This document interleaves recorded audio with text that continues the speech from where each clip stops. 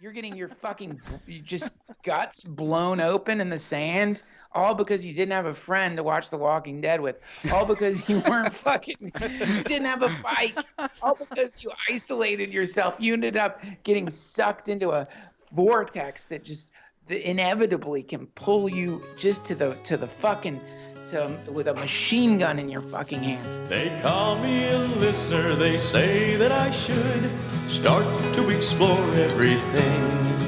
Oh, I may be a listener and maybe I should. There's joy in the message I bring. Shane Train, Shane Train. I am free and at ease, I record what I please. Shane Train, Shane Train, Shane Train. Duncan, what's up?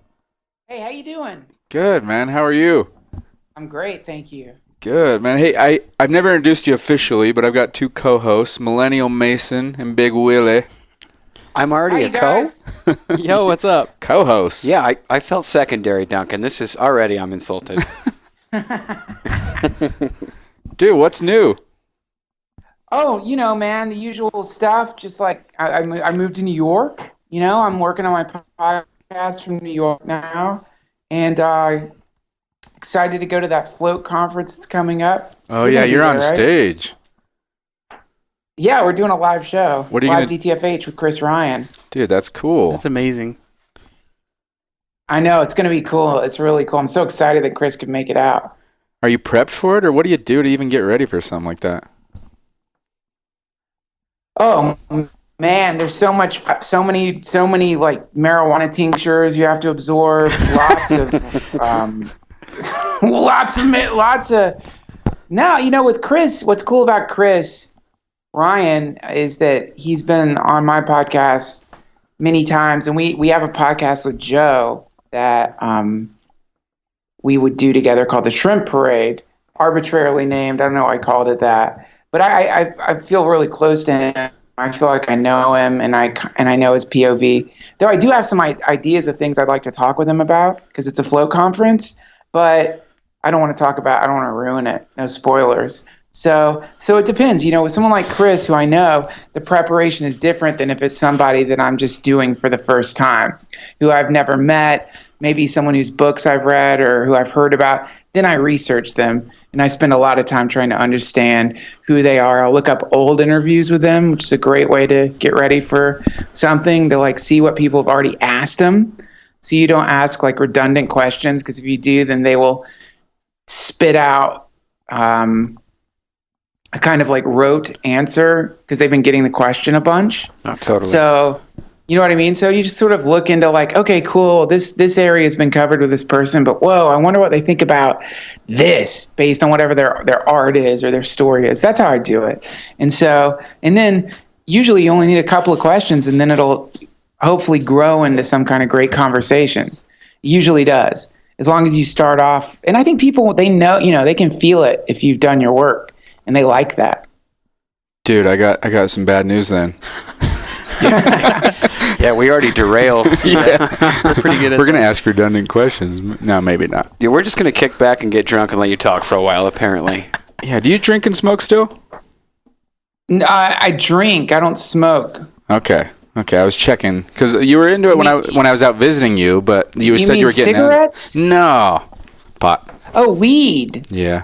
I stopped smoking weed. I only eat it now. I don't want to. Willie Nelson said something that kind of haunted me about weed, which is that inhaling superheated plant matter can't be that good for you. And it's coming from Willie Nelson, Yeah, so you better take note. Yeah, and I think a lot of marijuana advocates like to imagine that it's good no matter what. That smoking it heals your lungs, and that I just disagree with that, and I don't trust vaporizers. There's no, as far as I'm aware, there's no regulations happening with that technology, so I don't know what chemicals are being added into it, and it's true with eating it, who the fuck knows what's in there. Yeah. But there's some great products that list their ingredients, like Chiba Chews and stuff. And, if you just run into someone who has brownies or something, it's probably just a brownie mix mixed in with some kind of cannabis oil. So I think eating it's the way to go. Lasts longer too. I think so too.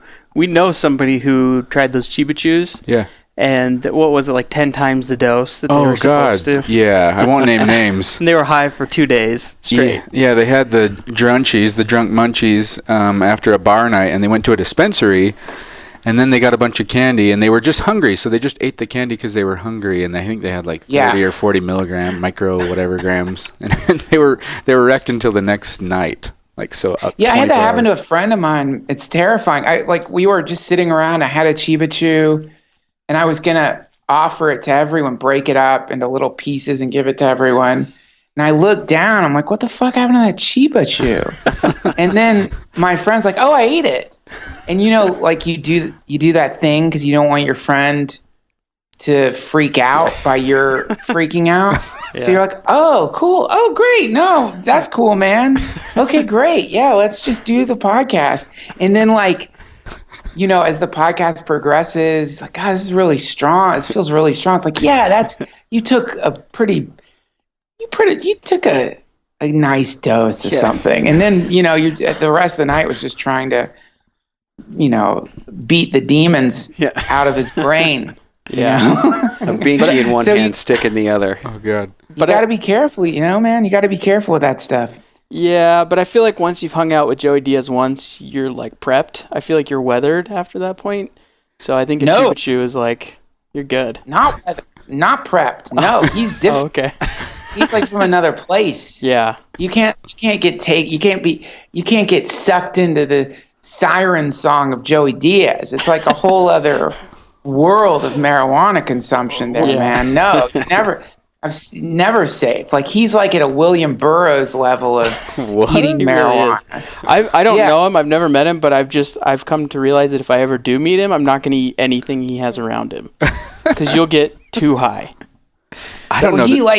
I've seen him. I was sitting next to him at UFC, and he unwrapped this like weird foil, and in it was something. I don't even know what it was, man. Like just some sinister looking, like long, weird, like caterpillar, like oozing tube of weed, which he which he broke open, and like some kind of like oil was just running out of it. And he looks at me, he goes, "Look, it's bleeding," and then he fucking eats it, man. It's like, what are you? He's crazy. What are you?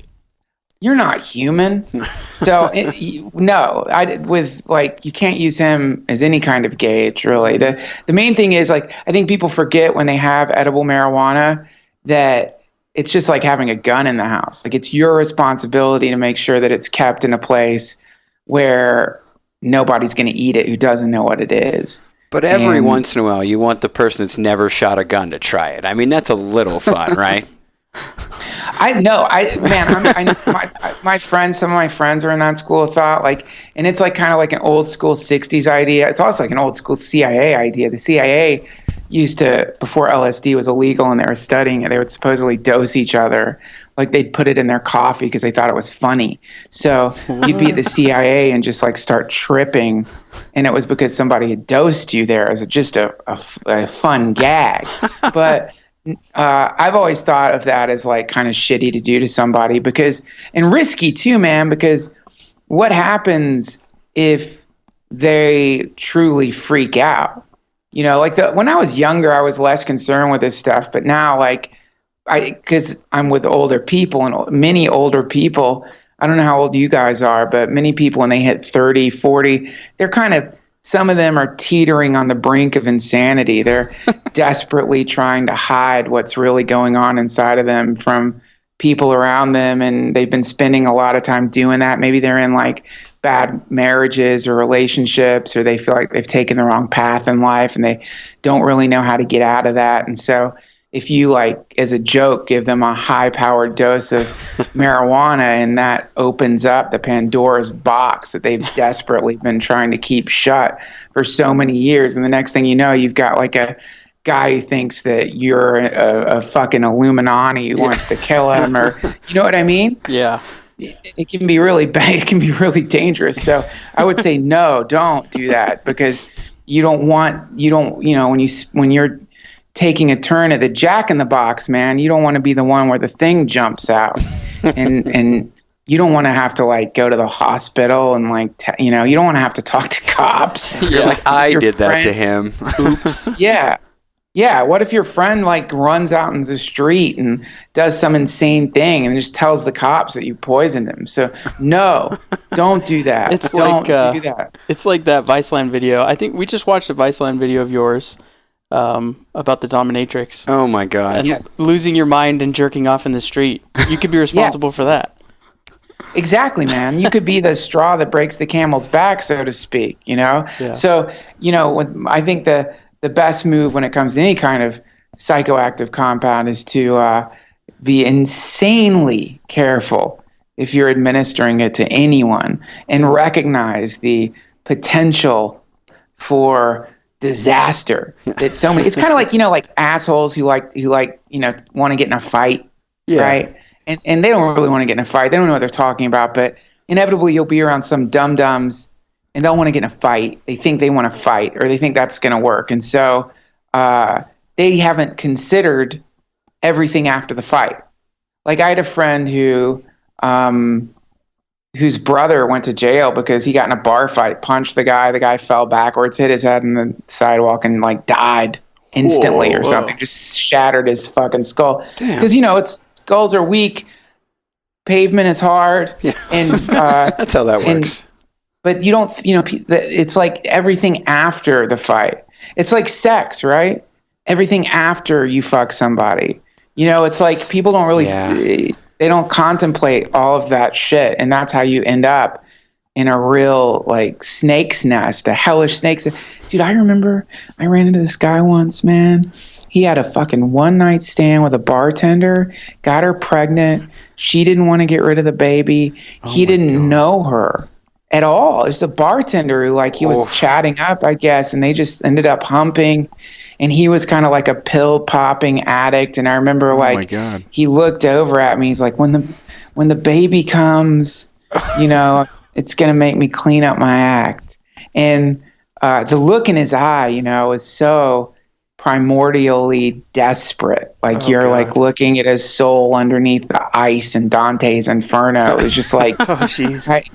You know what I mean? That look where you're like, okay, dude, yeah, I'm sure the baby's gonna fix everything. That baby's definitely cure that shit, because there's never been all the time. Never heard of an alcoholic parent ever. That's never happened.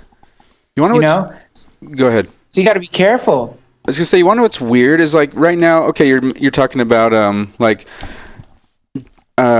screwing, right, is one of the things that's risky for us, because you don't know what's going to happen after that, and fighting is one of the things that's risky for us.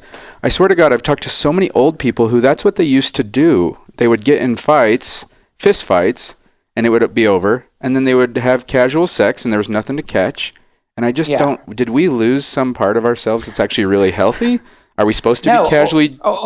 No, old people are fucking liars. A little bit of fighting and fucking. We've never had a fight. We've been married for 50 years and we've never shut up. All I know now, I just know you're a fucking liar, old man. Yeah. That's all. I'm not believing shit now. Oh. Yeah, just the world that an old person will paint in movies usually, because whenever I get around old people, they're just like, their depiction of things usually isn't quite so rosy. But the world in movies that we think of is, I don't think that's the way stuff really worked. I mean, I don't know for sure, but my guess would be that skulls have always been pretty soft, and that seems reasonable. Concrete's always been pretty hard, and murder's always considered pretty illegal. That's a pretty fair assessment. Yeah. Interesting that you point that out, though, because me and my wife have been watching the 100 greatest movies of all time, And we've watched some movies that, like, for instance, my grandparents loved, and it didn't do a lot for us. And so I'm like, we either have different, like, perception or different... They remember movies that I didn't think were that great. Totally different. I'm trying to think of the one that we just saw.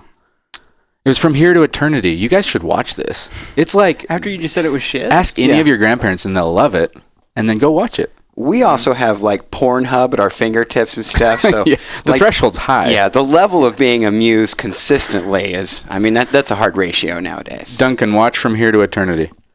Just let me know how that goes for you. What's it about? It's about like it's during the World War when Pearl Harbor gets bombed, and it's like a love story, but it's kind of boring. But there is a knife fight, which is kind of cool. And I just don't get it, man. I don't know. But when you ask my grandparents, they love it. So back to the fighting and sex. That's what old people do. So there's a disconnect. I don't know what it is. We will see. I don't know. Any ideas, you guys? It's fucking weird. That just kills everything. Sorry. I don't think any of us here are old enough to... All right. Well, go watch it and let me know. I give it a solid 4 out of 10. You just gave him homework. Whoa. Sorry, you have homework. What's next? That's your fucking podcast? That's it. That's it. Yeah, that's over. I think we can just wrap that up. What's next? Come on, man. You gotta fucking drive this train. You've assigned these people as co-hosts. You can't just sort of like ramble out some Here to Eternity movie thing and then fucking fizzle it down. What's next? Why don't you guys fucking chime in a little? Jesus Christ. Some fucking Larry King or something, man. Jesus Christ. Well, I was really blown away by your glowing recommendation of that movie. I'm still riveted over here. Right, you don't have to watch it. Stunned. I think what you can.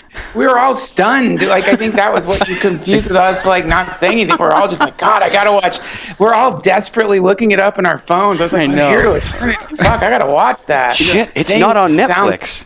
Fuck, I can't find this like mediocre movie that old people. Fuck, man, I need to watch this. It's a fucking knife fight. I'm gonna have a drink. Give me a fucking drink. Wow, dude. I need some medication. I appreciate so much of what just happened. Duncan feels my pain. I know. So I bring this pain every day, Duncan. Oh man, come on! Don't be hard on yourself, man. What the fuck is Mountain Time? Where are you guys? Fucking Mountain Time. We're in the mountains, Duncan. Good old hills of Salt Lake City. Yep. Salt Lake City. I see. Are you ever coming to visit? I would like to get out there, man. I love that part. It's pretty out there. There's beautiful, beautiful things out there. I'm not coming out there anytime soon, though. I think somewhere out there in Utah. Is it Salt Lake City? Don't you guys have that like massive virtual reality? Yeah. Like, have you been to that? Yeah, the it's Void called or the Void or the Link or something. Yeah, It's all plywood, but in the virtual space, it's like amazing. Why haven't we been to that? Well, they finally just got it going. Apparently, it was just a giant piece of shit for a long time. Really? They were charging a lot of money for like 15 minutes of an experience. I want to go so bad. But now, I guess they have like a Ghostbusters adventure that you can go through. That's kind of cool. Yeah. Speaking of that's cool. You're doing VR in a tank, aren't you? No, we tried. It didn't work. I mean, someone's going to do it. I've got these guys sent me this crazy thing called the Pandora Star. Have you heard of this? No. So this is like light therapy, or they call it entrainment. I've been trying to wade through the theories behind it, and I'm really kind of confused by it. But essentially what it is this computerized strobing light star. It's really crazy looking, and they've got all these programs set up that apparently strobe the light at varying frequencies that are apparently like match certain states of consciousness, like right brain, left brain. Wow.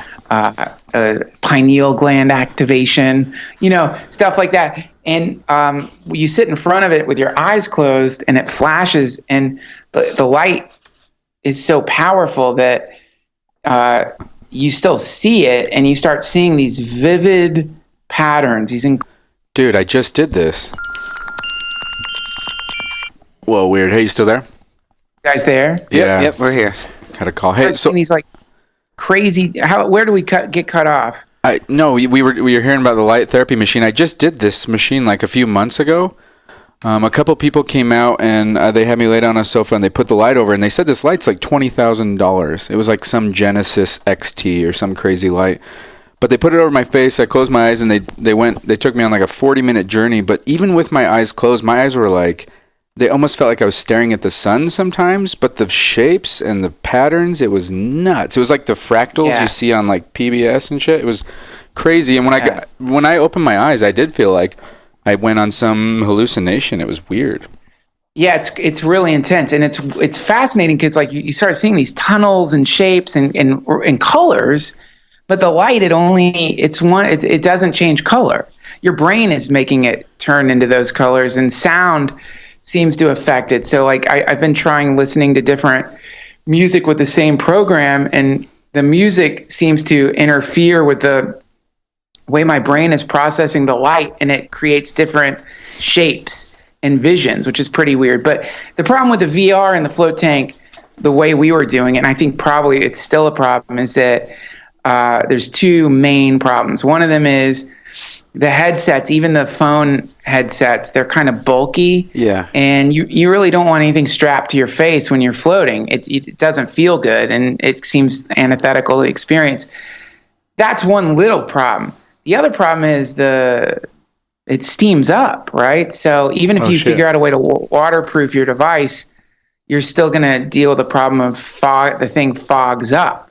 And so you end up laying with your eyes open, looking at this screen that's inches away from your eyeballs, and it all just feels wrong. It's like you just want to float. You don't want a TV screen mashed up against your optic nerve, you know? Totally. So these lights, whatever this stuff is, I don't know how, I've heard of different types. This is the first one I've experienced. It seems like the perfect answer because they aren't on your face. They can be like many, many feet away from you. It's so bright. You could theoretically mount one in a commercial float tank. For sure. And then, just lay there with your eyes closed. If you didn't want to use it, it doesn't matter. And if you do want to use it, somebody could blast, the different programs into you while you're floating. I think it'd be pretty intense, man. I think it'd be pretty intense. Seems like a good application of that kind of technology. I mean, I hope they figure out a way to make VR work in a float tank, but until the headsets get like really, really light, or there's neural implants or contacts, I don't see it happening. Are you still using the VR at your house? Because I had heard, I think on another podcast, that you were doing that quite a bit. Yeah, I was. When I was in LA, I had it hooked up. It's just like I'm facing like a basic stupid technical problem, which is that in my office there's no room for VR, which means I would have to set it up in my living room, but then I'd have to I have a desktop PC that I use for like streaming and editing video and stuff. And if I wanted to take it into the living room, I'd have to haul it out there. Not that big a deal, but I just don't want to you know how it is, man, when you have a studio and you get everything rigged up just right. You unplug something and just some weird shit happens where when you bring it back, the whole system breaks down you know what I'm talking. So it's like once you get your alchemical laboratory even mildly tuned in, you don't want to fuck up any of the components. So the bottom line is I would have to buy a laptop or another PC that could do VR, and I just haven't gotten around to doing that yet, you know? So I'd rather spend that money on musical stuff. I'm really getting into like making music on Ableton and fucking around with synthesizers and stuff for no reason other than it's fun. I don't think of myself as a musician or anything, but anyway, that's what's up with the VR. That's cool. You said you were streaming. Are you playing games or I assume it's Twitch, right?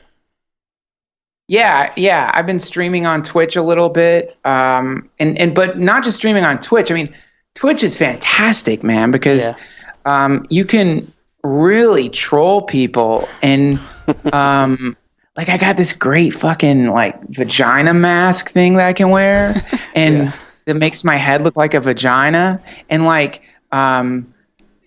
girlfriend Cora will be in here and playing synths or the flute, and I've got I can set the lighting in my room in a certain way so it looks really trippy and weird, and then you can just adjust the colors in the screen that you're streaming, depending on what you're using, and then bring in other feeds and shit. And you can create like a very psychedelic thing, which people who listen to my podcast, they're not surprised by whatever that is. But what's fun is once you hit a certain number of people watching, other people start getting sucked in. And then you start getting these people who don't know what the fuck is happening, and that's hilarious. It's so funny to me. Like, what am I watching? What is this? I'm surprised you haven't gotten banned from Twitch. Yeah, for having a vagina on screen.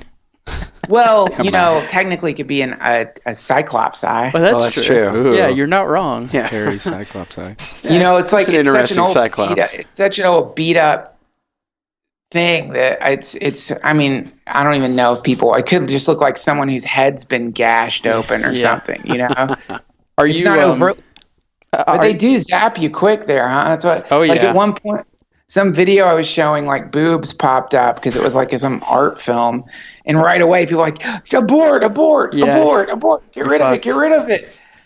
Yep, you'll get pulled. Are you to the point where you have like subscribers and stuff, or are you just doing it? No, I actually wanted to get that. Like I emailed them, but they wouldn't. It's called being a partner. Yeah. And they look at how often you Twitch stream, and if you're not doing it a bunch, that I guess they're not interested. Like you have to do it. People who Twitch, they're in every day. The pros are doing it like a job, like 7 hours a day. Like I don't know if you've ever seen. There was a guy, Lyric, I think his name is Lirik, and he's like an 8-hour every single day, 9 to 5. Jesus, full-time job. But I think he has like 10,000 subscribers, and it's $5 a month. Whoa. So these dudes are making a killing. $50K a month. Yeah. $50K a month less whatever the cut is to Twitch. Yeah. I mean, that's incredible. I love it. I think that's one of the most amazing aspects of the modern age is watching all of these new forms of entertainer appear, and like just watching is like people are still trying to do like the old thing, because some people just can't catch up, and meanwhile there's these like weird fucking kids who are just like playing Hearthstone and making like just like gobs of dough, and they're entertaining. But you watch them and you're like, this is like really entertaining. I don't even know why it's entertaining. It is though. Whatever it is, it's completely entertaining. So yeah, it's cool. I love it. I love seeing all the new, I love how they get derided. Like people like a Vine star, Twitch star, YouTube star, eye roll. It's like, fuck you fucking old man on your yard. Get off the yard, kids. No, things are changing, bitch. This is the way the universe is. Things grow and expand, and it's not always going to be what was that movie From you Here mentioned? to Eternity. It's not going to be fucking From Here to Eternity. Yeah, get over it. Get roasted. It's going to be little kids playing Zelda and like using words that you've never heard before, and then those get copied by like the movies, and by then it's too late because everything's moving so quickly. That's what I think is beautiful. Got to stay on top of shit, man. Yeah, that's how it is around here. Because I'm in my 20s and they are not. No, I'm in my 30s. I've got Mason here that clues me in on the haps on the street all the time. Yeah. Mason's super fresh. I say things like lit fam, and he just looks at me like, Will, shut the fuck up. Please don't ever say that again. Yeah. But no, I'm in tune with the Twitch stuff, and I'm seeing how much it's exploding. And how it's not even just video games anymore. I mean, it used to just be people streaming video games. But that's what I thought it was. Well, now it's like cooking and exercise and art and painting and music. And it's like it's really taking off. So it's like a YouTube. Yeah. Well, but it's live. Okay. And there's a live chat. Huh. Yeah. Twitch is where chicks played games and made a ton of money, right? Yeah, there are booby streamers. Yeah. Okay. They've got a name, booby streamers? Yeah. It's a whole category of it, huh? It is. They're like, fucking 9 to 5. I'm just going to put a bikini on and play video games for 8 hour a day. Yeah. That's impressive. Yeah, but they're not, it's not all booby streamers. Like booby streamers are looked down on because it's like an obvious ploy to get viewers. But there's also like, obviously gamers of all genders, not all of them are showing their tits. Yeah. And also the ones that are doing that, usually it's like, it's not as it's interesting in like kind of like a garish way where you kind of feel like, whoa, what the fuck is this? Or it's like interesting to watch the interaction. Like it's sad because like guys who get pulled in by that kind of shit are like weirdly just like, what are you guys doing, man? Like, why are you saying that to her? Like, why are you doing? You look at what they're saying, and it's just so sad. And you know that they've been caught in this bizarre tractor beam, and they'll say things like, okay, Jennifer, I'm gonna go to bed. Like she gives a shit what you're doing, man. Like, you really think she's like, oh, okay, Randy 4968794 is going to bed, We'll and miss then you, Randy. Imagine that. Think about that, though, man. This is like as beautiful and incredible, and as many horizons as technology has opened up for us. There's also, like any other great thing, this shadowy dark side, and that's kind of fascinating to observe. Which is that every single person on Twitch represents an apartment. Represents internet cafe, represents some space where the glow of the screen is washing over some body. And that body, who knows, man? Who fucking knows who they are? They could be murderers, hoarders. They could be bank robbers. They could be like someone who just massacred their family. It could be, the light could just be flickering as someone's watching Jennifer. There could be like just piles of dead dogs heaped up around them and like flies buzzing around, I guess so you're it's not like wrong. really, yeah, it's true. You just don't know what who's watching. You just don't know. And when you see this like very intense thing that happens to people, which is that when they get pulled in, too far online, it creates a kind of downward spiral of loneliness, because they inevitably just begin to like let go of the external world. There's a name for it. There's a name for it in Japan. It's a phenomena. I can't remember. It's like people who just seclude themselves in their apartments, no longer go outside, only order food, figure out a way to subsist from some kind of like online job or from their parents or whatever, if there's disability in Japan. And they just build these online identities while their physical bodies kind of decay. And that's I think that's kind of getting like looked at in Ready Player One, that movie that's coming out soon by Ernest Cline and Steven Spielberg.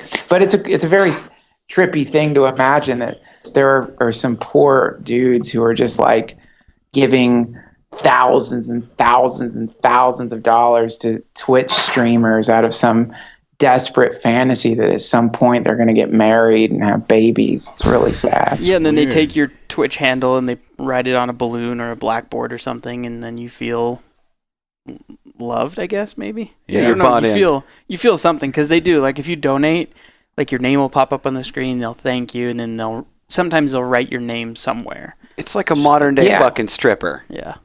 It's like, I'm just going to throw loads of money at you and hopefully you'll look at me. Sort of, yeah. Sad. Yeah, but not, again, man, it's important because we can't be fucking sexist dumbasses here. Like, not all Twitch streaming ladies are like that. Like, some of them are supremely entertaining and awesome. And, like, the whole, like, booby streaming thing is like, yeah, that's definitely part of it. And it's like, I wonder what the male equivalent of that is. Yeah. Is there a male equivalent of a booby streamer? I don't know. Mason, tell us. Is there anything on a male worth seeing? I don't know.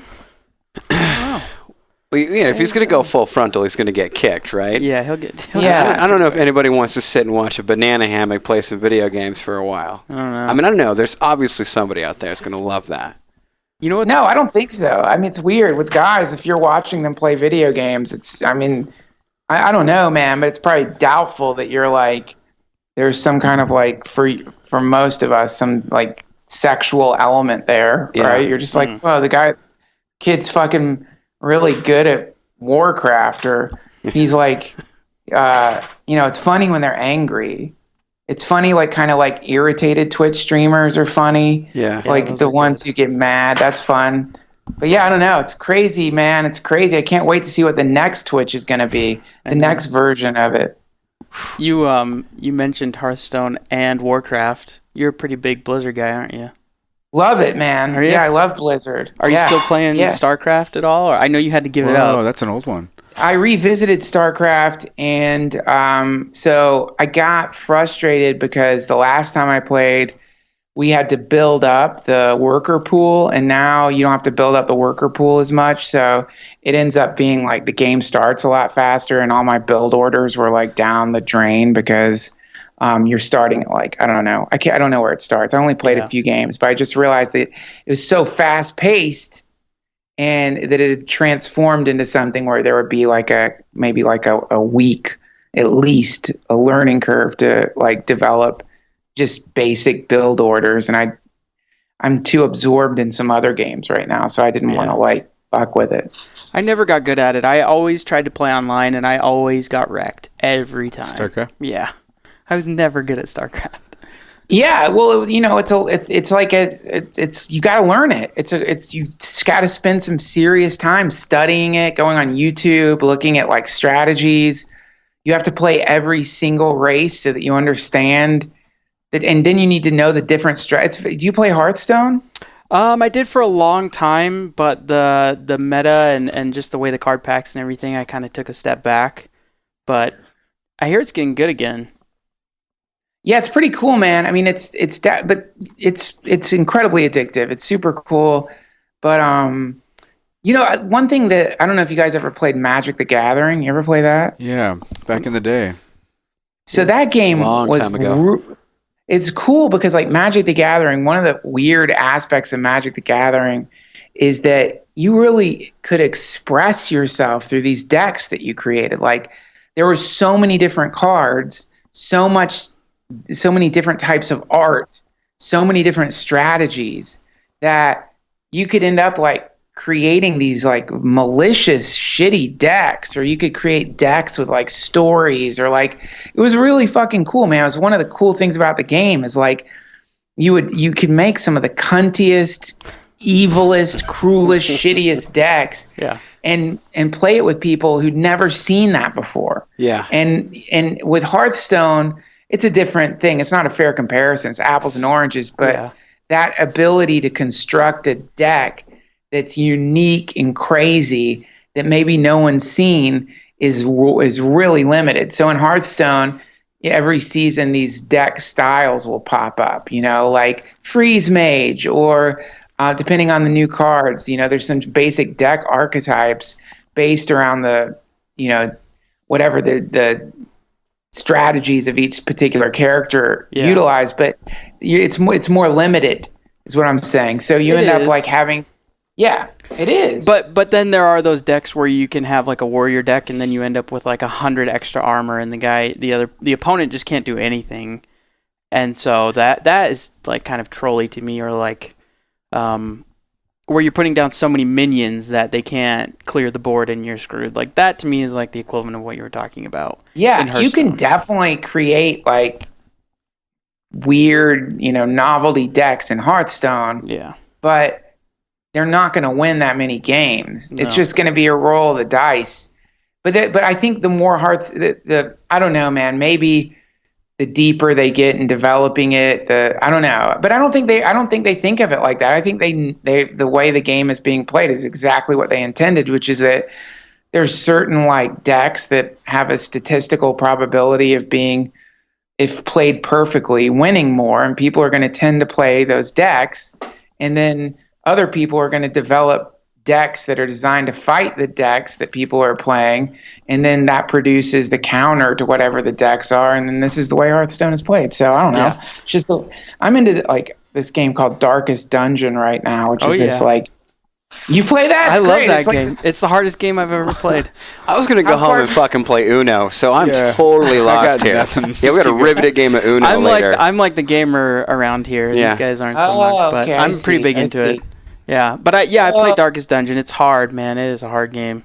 How far have you gotten? Not far. I couldn't even tell you. I don't know exactly where I'm at, but not far. Yeah, it's fucking hard, man. It's I'm like cool 3 though. hours. I've played like 3 hours on Steam, so. But it's like, it's great. You know, with Insanity and all that stuff, it's tough. It's great. Yep. And then Dark Souls, I don't know if you played that, but that's another hard one. Yeah, a bunch Darkest of friends Dungeon that is played like that a game. Dark Souls for sure. It's like a role-playing Dark Souls, turn-based Dark Souls or something. It's equally disastrous because you can. The cool thing for you guys who aren't playing about Darkest Dungeon, and what's cool about video games, that I think people who aren't gamers don't realize is that this shit is dark, man. Like, some of these games are fucked up. Like, they're really, really fucked up. And there's something quite fun about that, you know? In Darkest Dungeon, the characters, like, because it's like set in a Lovecraftian sort of dark fantasy gothic world where beings like the Tulu or the beings H.P. Lovecraft writes about, beings that wait at the edge of time to devour humanity, the Elder Ones. That's kind of like the world it's set in. So the characters gradually go crazy and get diseased the longer they play. So your characters like start losing their minds and getting like syphilis and shit. And like, it's actually really cool. Wow. What? Yeah, it's cool. Yeah. It is. Yeah, they start going crazy. It's just like a step up from Candyland. It's hard, man. We're just jumping ropes over here.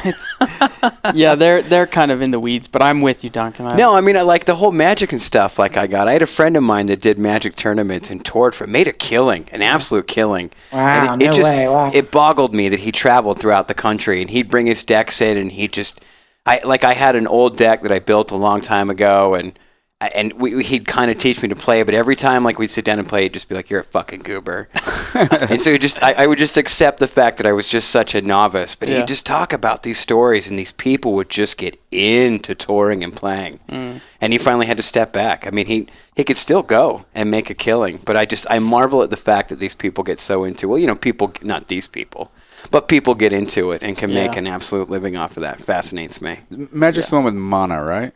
Mana, where you tap mana and then you can I'm going to play this creature, I got to tap this much mana. I had a killer card that was called the Hand of God. That was like the one thing I got excited about. I was like, oh, I'm a rookie. Bam, Hand of God. I tapped all my mana, you're fucked. You're going to catch this hand. Yeah. Wow. I got into Mortal Kombat 2 around that time. That's big. That's a dark Remember game. Fatalities? Oh, yeah. Oh, yeah. I got lost in stupid land. Finish him. Easy games. That was a dark game. Yeah. That game was crazy, man. That game blew minds when it came out. That shit was insane. Yeah. Oh, Like, Fatalities. Remember when it, like, now, of course, it seems like incredibly dated and ridiculous, but Jesus God, when you were like looking at that ultra violence in video games, Oh, it's I awesome. mean, this is like, what compared? Like, what like, that was like right after Qbert. That was right after Galaga, and like suddenly there's this like game where people are disemboweling, decapitating. It was so fucking hardcore and punk rock and like seemingly evil.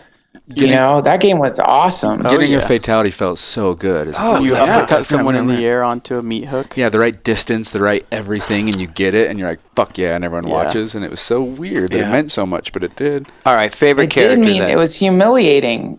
It was humiliating. It was. Man, because like you would like get defeated. You'd be at the mall. Because you were playing this shit in public. Don't forget, you're at the mall. Yeah. And you're up against some like wiry fucking emaciated 16-year-old who's like somehow managed to scrape together enough quarters to get good at the game, because at the time it was 50 cents. I don't know if you remember that. Which was unprecedented for a video game. Like when video games made the leap to 50 cents, Dragon's Lair being another example. Oh my God, I love Dragon's Lair. All-time favorite video game. For real? Yeah. Oh yeah. The fact that you would have a little blip and a little shock of light, and suddenly you had to go left or right, or he was dead. What? I never played that. Dragon's Lair was awesome. Young. Absolutely awesome. 50 cents, dude. Yeah. 50 cents. $1 at first. $1. Yeah. I remember seeing some arcades where it was a fucking $1. And I remember being angry about that. Yeah. Dude, that's high rollers that's like at the mall. You're a high roller if you're blasting dollars. Yeah. If you got good at Dragon's Lair, you must have like a serious like lawn mowing service or something. That's what I did, dude. That's funny. What the fuck? Where are you getting that dough from, man? So that's like the how do you $100 afford slots. Good. So when you got smashed at Mortal Kombat 2, and that son of a bitch who like maybe he's a trust fund kid or something does a fatality on your ass. In front of everybody and like cuts your head off and then gives you that weird side eye. Yeah, that was humiliating. And the creators of the game knew that. They knew the shit was being played in public. So disrespectful. Fucking thrived on it. I think it went Street Fighter, which was cool but tame, and then all of a sudden it was like Mortal Kombat, and Street Fighter was meaningless at that point, if I remember Street Fighter That's was it. dope. Yeah, Street Fighter was See, cool. throwback now, though, I'm still a big Street Fighter fan. Me too. Like, I will rock the shit out of some Chun-Li. Who were you guys? That was Blanca. Gotta play the new Street Fighter. It's awesome. There's new Street and Fighters. esports that. Oh, it's fantastic. Yeah, it's is it great. 5? Street Fighter 5? Yeah, I think it's 5. I'm not sure. They I just just had downloaded the, it. I suck at it. Yeah, they just had that tournament, right? And that Yes. what's his name when I watched that? It was a good fight. Man, I love that. You find this shit on actual cable now, like tournaments, video game tournaments. It's crazy. And Yeah. did you say gamer houses and serious. stuff? Yeah. That's crazy. Teams that train together and Train together. Yeah. yeah, like they have Hearthstone. He was talking about Hearthstone earlier. They have Hearthstone teams and players and And Hearthstone's a card Coaches. game. it's a card game, Okay. yeah. See, that's what we need to do. We need to get some of these gamer houses a float tank. Let's get in that business. We talked about it, dude. Get one in a game house. Yeah. Mason, you'll have to Well, do they that. probably, yeah, you're right, man. It probably benefit. Like that's what they say. There's, they're saying they're using like some kind of float tank technology, like something like some kind of like float tank. I don't know what it is, but they're putting like Navy SEALs in float tanks. Yeah, for learning. And apparently they're learning other languages in like 6 months. They're learning like Damn. brand new languages and like 30% less time or 40% less time than it normally takes them. Wow. So yeah, I could see it being used as like some kind of like way to open someone up so that they can like learn or their practice is more efficient or something. Well, I don't know how many times I've tried to like incorporate or visualize that fatality move. I mean, every time I played Scorpion, it's like in my head, I'm like up, back, right, left, up, X, and I'm just Get like, over fuck, get it here. right, get it right, get it right. And then you don't get it right, and you feel like an absolute fool. And you suck. You're like, yeah, I tried, and you just stayed there and swayed for a while, then fell over. Yeah. It told me to Oh, that finish was you, sad. That and was I didn't embarrassing. do it. It was yeah. super The fall over. Yeah, I was that guy. Hey, is there a Yeah. float center in New York that you're going to? Yeah, I just found out about one. I haven't gone. They came to my last live podcast. I think it's called Lyft or something. I've got the card on my refrigerator. I'm gonna go. I just haven't. I haven't gone yet, but I want to. It's like in the back of my head. Yeah. I need some clarification. So you moved to New York. Are you in? I heard. Is there somewhere you were in Ari Shafir's house? Is that right? When he was gone, or is that not right? No, that's completely right. It's Okay. called Lyft Next Level Floats is the name of it. But so yeah, Ari's cool, man. He like when I was coming out here, he was. This is when he took his grand pilgrimage into the dark unknown. Yeah, when he went AWOL. He went AWOL and he let us stay there when he went AWOL. That's so cool. And so yeah, it was fucking great. You need that when you come to New York, like a nice little landing pad Yeah. while you look for a place. Because finding a place in New York is in the winter is fucking intense, Oof, man. yeah. It's intense. So was it planned before Ari was leaving, or did it just happen to work out like that? Or It just worked out. Nice. Thank God. Yeah. It just worked out. I mean, we could have gotten an Airbnb or something like that, but it helped a lot to not have to deal with that. yeah. Were you sick of LA or? That's what I was going to ask. You like LA or New York or what? Well, I'd been in LA for a long time. You get kind of like enmeshed in a thing, and you don't even know you're enmeshed in a thing. You just think, this is my life. This is what I do. I live in LA. I go up at the Comedy Store. That's what I do. I do podcasts in LA. But then why? And you'll have all these answers. Some of them are good. Well, my friends. Okay. Well, how often do you hang out with your friends? I don't know. You guys, I don't know. How often do you really see them? What is hanging out? What about talking on the phone? Yeah, no shit. What do you want to, what is, like, we live in a completely interconnected world. So anyway, you realize, I'm kind of doing something. I'm living a certain way, not because there's some logic behind it, but just because it's how I ended up. And I think in this case, it just seemed I came to New York for some kind of like psychedelic conference or thing. The Symposia is what it was called. And I hung out and I was like, oh, this city's really cool. Like I got New York. Before I didn't understand it because I was always going to like the depths of Manhattan and seeing these high buildings and the kind of like typical, midtown fucking New York. Yeah, like the postcard version. The Wall Street version, that kind of thing. And I wasn't aware that, I just had an experience like the other side of New York, which is that it's like all these little villages, which is what your neighborhood is. And it's really, really like a humanist city. It's like, it's just this beautiful convergence of cultures and really driven people and all I think all are represented here. It's definitely wealth for sure. Russian fucking oligarchs and they're are on the subway with like break dancers and heroin addicts who are like laying in the doorways. It's like it's all there, and it's really, really wonderful. It really is. So I sort of caught a whiff of that when I visited, and then I was talking to my girlfriend about it, and she's a model, so she used to live here, and her agency's here. So I was like, "Fuck, why don't we just go to New York, man? There's great comedy clubs there." I talked to Ari. He's like the most honest person on earth. And I knew if he thought I shouldn't come, he would just be like, "No, man, you fucking hate it here. It sucks." But he's the guy to tell you. He's like, just come. You'll like it. So, yeah, he's right. He was totally right. So is it Brooklyn? Are you in Brooklyn? Yeah, I'm in Brooklyn. Nice. Well, I've only experienced the touristy New York, and it seemed like I wasn't that interested in the destination, but the people were ice cold and stared at the ground and looked irritated. But maybe I was in the touristy wrong part of New York.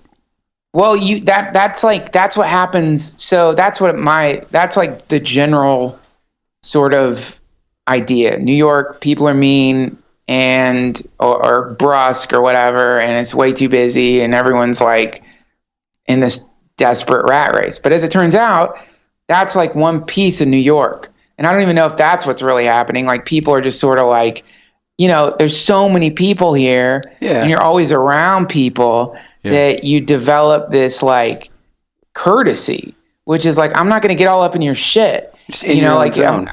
I'm going to let you be you, and I'm going to be me, and I'm not going to like infringe on your space. And so you kind of learn a way to like be here. But man, that's just one piece. Like where I'm at, people here are like really sweet and like, I don't know, man. People are just fucking cool. Like it doesn't mean people are effusive in their like benevolence or anything like that, but people are fucking cool, man. Like, and the longer you're here, the more people get to know you're part of the neighborhood. And the next thing you know, like a guy named Giovanni is showing you his fucking motorcycles and like, Giovanni. You know what I mean?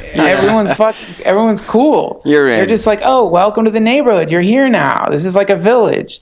That's where we go when we want to get like stuff for like the house, like nails and like any kind of like there's the hardware store, that's where you go to, and there's the great there's like 7 to 15 incredible restaurants surrounding where I'm at, and everywhere near the food is so good because that's it's awesome. Like the force of evolution is such that if you have a shitty restaurant in New York, it's too expensive, it's not going to stay open. So any restaurant that's surviving is like the amazing food. And then, so what ends up happening is you're not getting in your fucking car to go drive down to the grocery store to get bags of groceries that you're going to hoard away for, you're walking to the store every day to get like a little bit of something. Yeah. And you know what I mean? And it's like kind of green because I don't have a car. I just have a bike, man. I ride my bike everywhere. I don't need a car. Fuck, that's awesome. I saw your bike. Wow. On your Twitter. I saw your new bike. Is it dope? It's the fucking best. Sick. But I was gonna say, the one thing that I wish we had was like a bodega or some sort of small market that we could just walk to. Like I wish I had that. Yeah, there's none of that really around here. It's the best. Everything's like a big conglomerate, Kroger or a fucking Albertsons Costco. Or what have you, or a Costco. Yeah. I know, man. You That's gotta buy what 9 of each. And you lose this thing, which is like what it's like to live in a real community, not like some kind of engineered community, but like I live with a group of fucking people who like I know, who lives above me. I know the people in my apartment somewhat, and like we do stuff for each other. People help each other out, and like it's not forced. You just do it because it's fucking New York, and you get this feeling like we're all in it together. So it's cool. I think a lot of the ways you're looking at it are based on just one specific little piece of New York. It's definitely not all like that. Totally. It was Times Square and some other place, and it was totally... Yeah, that shit's crazy. Yeah. Since I've been here, I've only been to that part of town like twice. I don't even go there. Like, I go to the Stan Comedy Club in this place called the New York Comedy Club, and mostly I just like ride my bike around and like, you know, that's it. Like, but the cool thing about New York is you could ride your bike very easily to just any part of New York. There's these incredible bike lanes.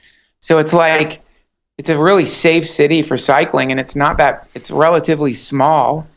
And, you know, 6 miles on a bicycle is not that far. It's like 30 minutes or something. Yeah, it's not bad at all. See, and that's crazy to hear because you got such an influx of people and such a large amount of people there. And you ride a bike here in Salt Lake, and I swear to God, you're going to get hit twice by a car. Yeah, and you wouldn't get very far with 6 miles. No. On purpose. Yeah, totally on purpose. They'll hit you on purpose because people don't understand in other parts of the country.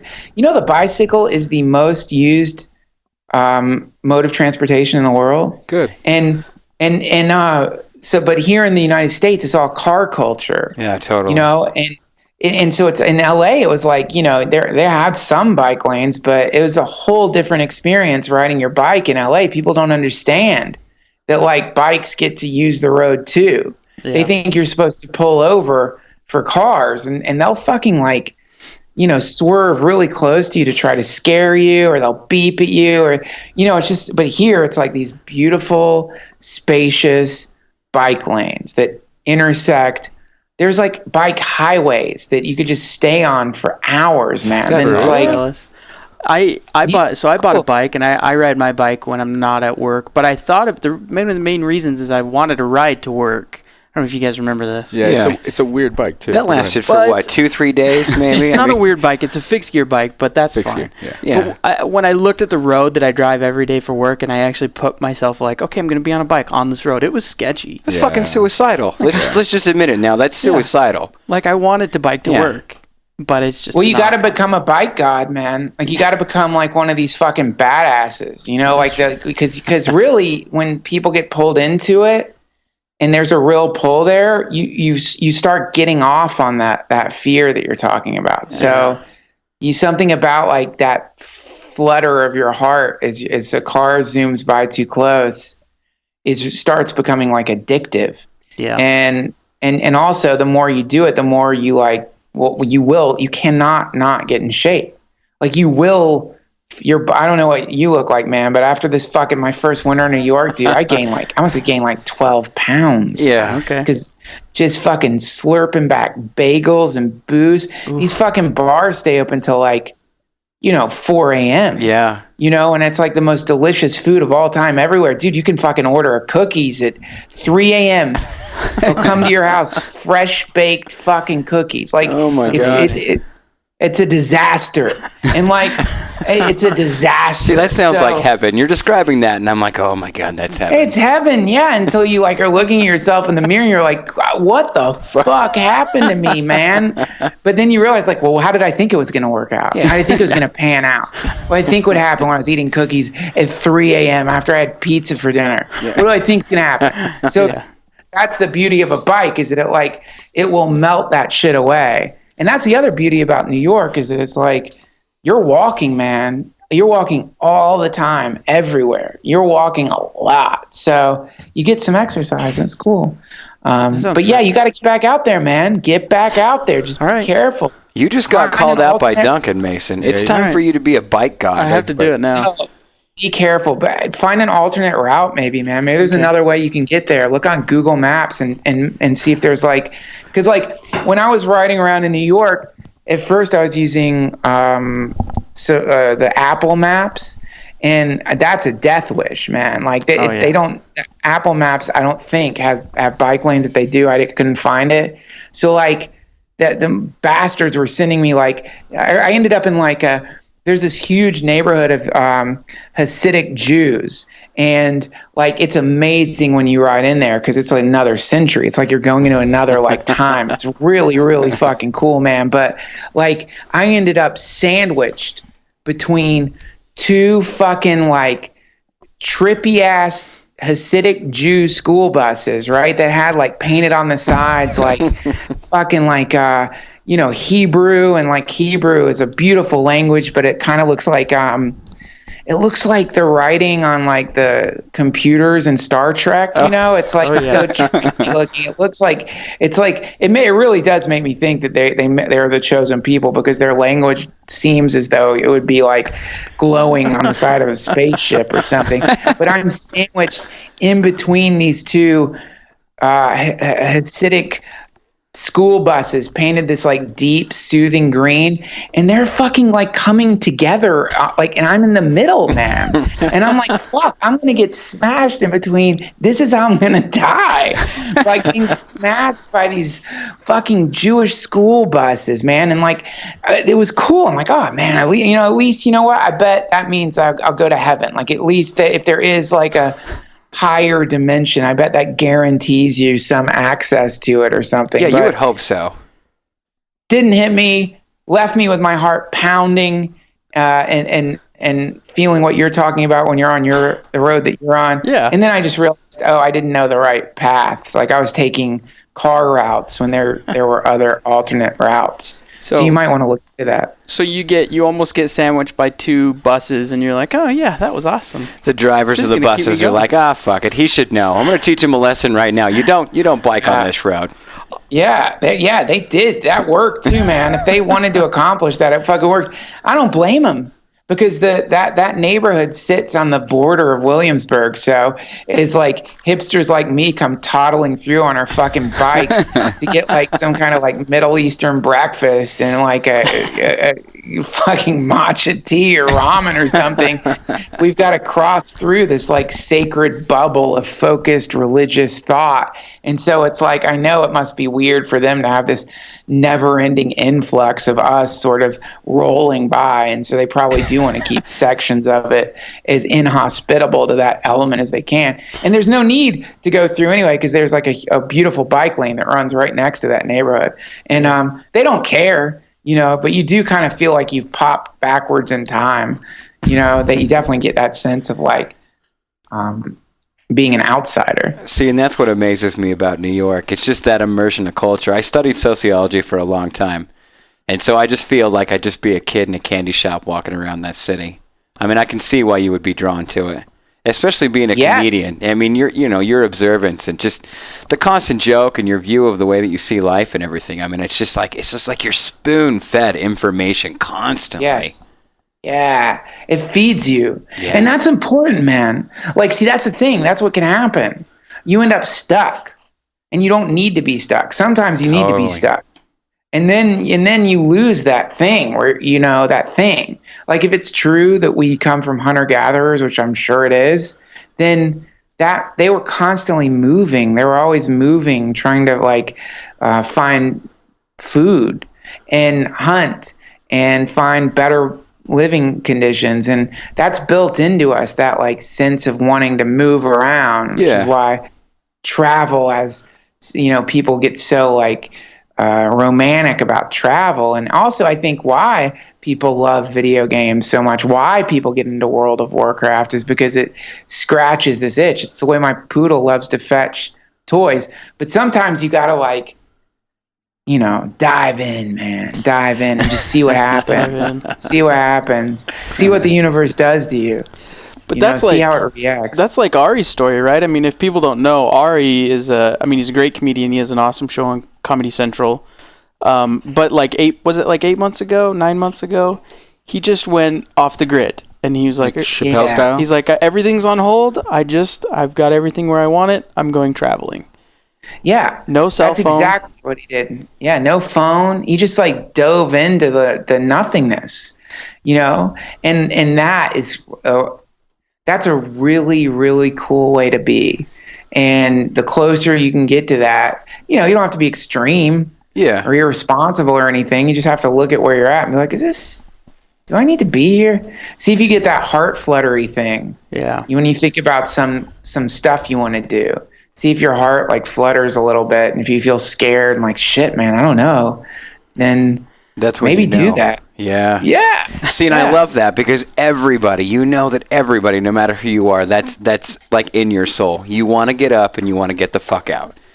I mean, we're just inundated by Twitter and Facebook and Snapchat and Instagram and the whole 9 yards. And you know, eventually somebody just wants to shut the shit off and just go for a walkabout. That's what we'll do. Yes. We'll just Crocodile Dundee it. Okay. Mason, Yeah. you know a Crocodile Dundee. I mean, we're not. I'm old now, right? I just dated myself a Where little did that bit. come out? In the 80s. Yeah. I was born I in the wasn't 70s. They give me shit because I'm the old guy around here. I'm the middle guy. Yeah. We got a 70s, 80s, 90s thing going on. Totally. That's cool. Yeah. Yeah, I got to get my shots in where I can take them. So it's like what? Atari, N64, Xbox. I was, No, that's I- kinda how we're I was going, right? original Nintendo. I was Nintendo 64. Oh, okay, for okay. sure. Atari, Nintendo, 64. Yeah. That's a good way to date Yeah, us. it works that way. But I wish I had the courage to do what Ari did, man. He went all over the place. He went to the wildest, staying in hostels and just no cell phone, no communication with friends, That's nothing. awesome. Just That's way cool. I wish I had that kind of courage. It's crazy. I got 2 kids. One's 2 and one's 4 months, and that's like off my radar right now for me. Even if it could be, even if I was just an adventurer and I could do it, for me, it's not on the table right now. It's gonna be. Well, you're doing a different thing, man. That's like a different form of adventure, you know. And it's like, and honestly, probably, you know, even with kids, you could do a lot more than you think. Yeah. And a lot of people don't realize that, you know. But I go to these Ram Dass retreats, and you know, there's a lot of people just bring their infants there, you know, and they just like they bring them. You know, people bring their babies to Burning Man, you know, For real? like Wow. you can do way more than you think, you know, and with kids, travel with them. Because, again, we come from hunter-gatherers. Yeah. You know, true. you just have to make sure you're being responsible and it's the right reason. You're not running from something or, you know, like, you just have to make sure it's the right reason or not. I don't know. I mean, it's not, and I don't think the whole, like, courage thing is really what it is. It's more like you just do it. Yeah. You just don't think.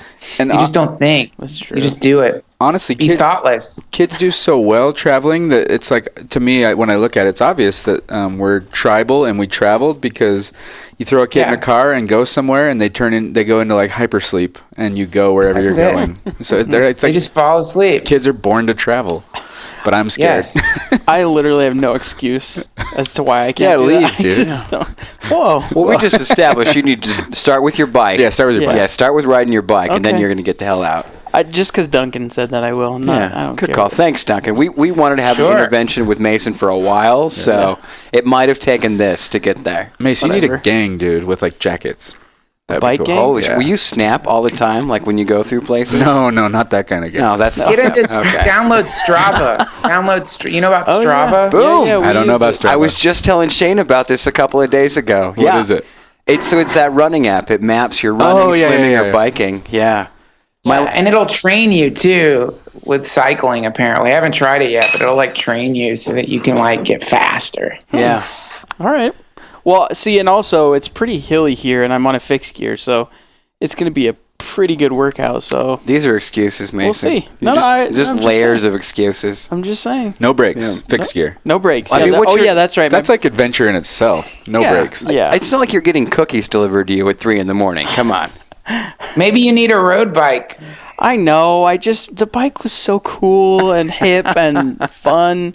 It's kind of like what you were saying with the feeling when a car almost hits you. I have no brakes on my bike. The only way to stop is Pedal backwards. pedaling backwards or putting your crazy. foot on the back tire. And it's like it's like a rite of passage on a bike. Okay. It was cool. Yeah, man. It sounds like you skipped a few steps. Yeah. I did. Yeah, but I get it. I mean, I have a friend who has one of those. He loves it, and I guess they're lighter or something. I don't know, man. I've got like a bike that's got like got bags on it and fucking like ever shit strapped on. It's heavy. It's got like you're all a in. zillion gears. Yeah, well, no, I mean, it's just for me to get around. So, but I get the fixed gear thing. All forms of bike riding are sacred religious experiences, if you ask me. Not all the time, but like you're flying. Yeah. You're flying. And it's the most beautiful feeling, and you're powering it yourself, and you're free. You don't need to be in a fucking car. You're saying fuck you to that side of the universe. Like, you're like freeing yourself from this insane. Ultimately, I get it. You got a family. I get it. We don't have carriages anymore, but like you're freeing yourself from like what for a lot of people, and for me, is kind of like an embarrassment.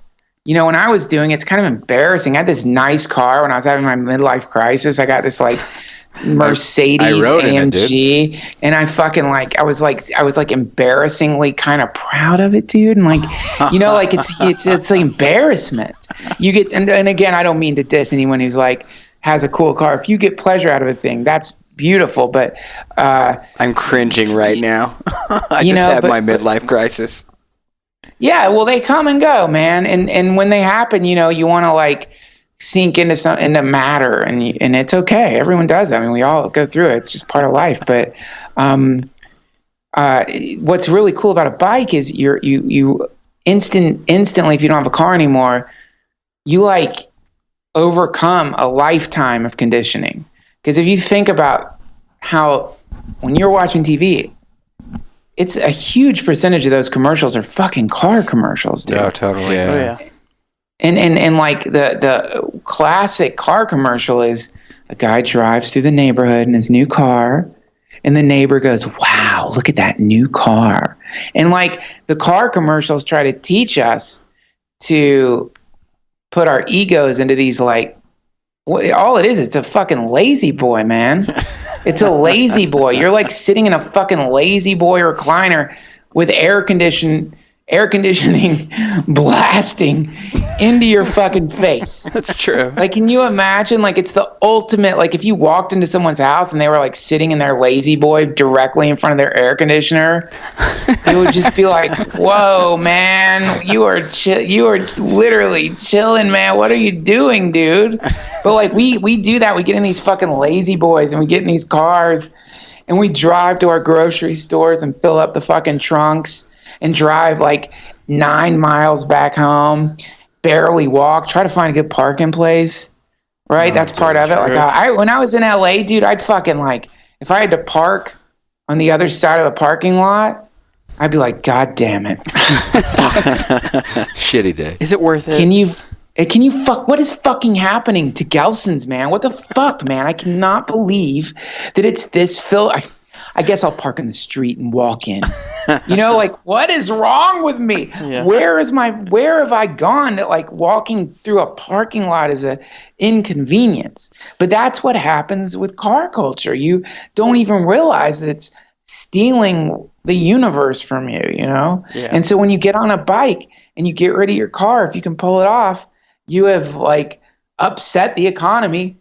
You're not going to be in debt to some bank.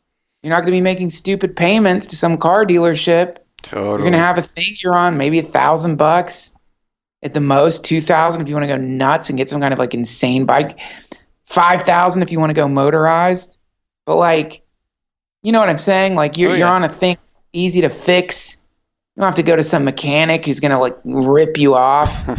Yeah. Because you don't understand what's going on in that weird chemical machine. It's just a bike. It's gears. You take it to a bike shop, and guess what? They're fucking cool there because they all ride bikes. And you can fix 90% of it with a wrench. In a second. Yeah, in a second. Fix fucking second. Yeah. I will put it out there. I will put it out there though that my wife and I had 2 cars. We're down to 1, and I bought a bike. So I'm moving in the right direction, I think. Nice job, dude. Hey, man, listen. Some of us need cars, by the way. Like if you live in a place far away from a grocery store and far away from your job, what are you gonna fucking do? I really do not want to seem like some kind of condescending cunt about bikes. I get it, man. But if you are in a place where you don't need a car, or if you can manage with a bike, whoa, it's really, really cool because the what ends up happening is you accidentally will start getting in great shape. Yeah. Just by living, which is the way it used to be. Well, and it sounds liberating. It's liberating. Yeah, it's liberating. Yeah. And I guess like in the distant primordial past, when just like the act of living would keep you in shape. Like you didn't go jogging, you went hunting, and part of hunting might have been sprinting. Yeah. That's just how it was. We were always on the move. Yeah. You didn't have to stay fit. Your life just was fit. It's weird. Yeah, you were just There was fit. no fit. It was just Go do cardio at the gym. It just didn't exist. It's Yeah. like go run from something, go chase something. No, now I feel like I'm like watching Wall-E walking down the road. I love Wall-E. Like everybody is just so morbidly obese. They're stuck in their chair reaching for a remote. Wall-E has a lot of truth, man. Yeah. Yeah. Yes. It's the modern world, man. It's the modern world. And that's what can happen to you. You can end up in a flickering room jerking off to some girl playing Dark Souls who you just gave $50 to. But Or she you said can end your up- name, though. She said your name, wrote your name on a balloon. It's worth You something. think about it for 3 weeks because it seemed like when she was writing it, she had a look different than when she's writing the other guys' names. And then, like, She spoke to Or me. you- She really spoke to she me. spoke to you. That I think she morphine likes drip. me. Yeah. Or you end up in a car, you can end up like not needing a car and in a car, driving around more than you ever needed to. That can happen to you in this dimension. I mean, but the bottom line is it's up to you, man. I mean, it's the old fucking truth Oh yeah. that people seem to forget is whatever the reason you have is for like not getting out into the world is not a good reason. It's all like you've been tricked, you've been deceived by something. Maybe it's a conspiracy. Maybe they want us inside. Maybe they want us in cars. Maybe they don't want us around each other. Maybe they want us separated. Maybe that helps because the more separated we are, the more scared we become of each other. Yeah. And the more out of shape we are, the more miserable we are. And the more miserable we are, the easier it is to seduce us with poison. Oh, I totally agree. I mean, the more that you're alone, the easier you are to influence. You're targeted at that moment. Yeah. Yeah. When you're watching some weird when you're watching The Walking Dead and inside The Walking Dead, there's a tank. And during that scene, somebody talks about how cool it is to be in the reserves, the Army Reserves. You don't even realize you just got a little data packet from the military industrial complex Yeah, totally. squeezed into your brain and there's no one around you. Like, dude, was that just a commercial for the fucking U.S. military in the middle of the fucking Walking Dead? No one's there to tell you that. So you don't even realize it. Then a few days pass and you're like, man, you know what? Maybe I should join the fucking reserves. And then the next thing you know, you're in some fucking Apache helicopter getting dropped on top of a goddamn mountain filled with deadly Muslim religious fanatics. You're getting your fucking just guts blown open in the sand, all because you didn't have a friend to watch The Walking Dead with, all because you didn't have a bike, all because you isolated yourself. You ended up getting sucked into a vortex that inevitably can pull you just to the fucking with a machine gun in your fucking hands. But even worse, not even a machine gun, just hauling boxes in some kind of Marine Reserves depot, just hauling boxes for the fucking man, and you can't quit or you'll go to jail. So yeah, like if you really want to like wrench yourself away from the cyclopean eye of the Illuminati, then you have to stop utilizing the vehicles and their honey traps that they lay out. Or if you do utilize them, just make sure that you're controlling them and they're not controlling you. All right, fuck, I'll ride a bike. Yeah, that's a God, long yeah, just fucking ride way a to bike. say it. Holy Mason, shit. ride your fucking bike. I'm like, Ride your bike, Mason. Yeah. Come on, your name's Mason. You're a fucking Freemason. Yeah, no Let's shit. go. Don't put that I'm out a there. family of Masons, dude. Don't Yeah. put that out there.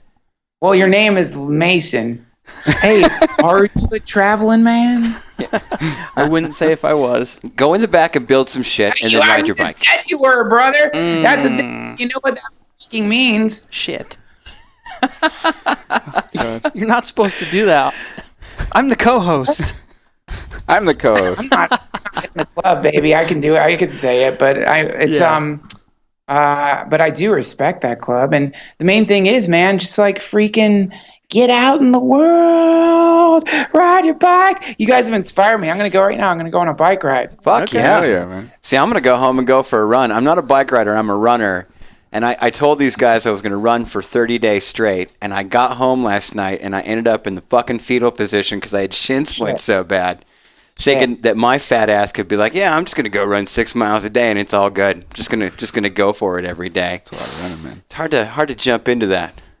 Yes, it is, man. You got to go slow. You got to go slow. We all do that. I do that too, man. Like like if there's big spans of time in between you when you've exercised, then you hit the exercise the way you were when you were at the peak.